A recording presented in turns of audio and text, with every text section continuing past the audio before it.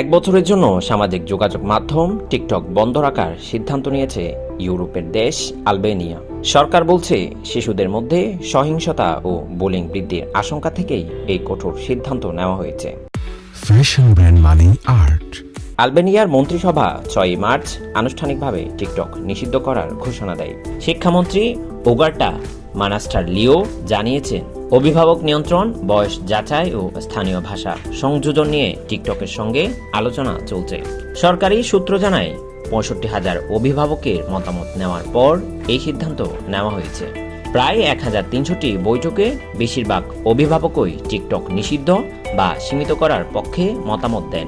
2024 সালে নভেম্বরে এক কিশোরের হাতে আরেক কিশোর নিহত হওয়ার ঘটনা টিকটকের বিরুদ্ধে বড় প্রশ্ন তোলে। যদিও টিকটক বলছে এই ঘটনায় তাদের কোনো সম্পৃক্ততা নেই।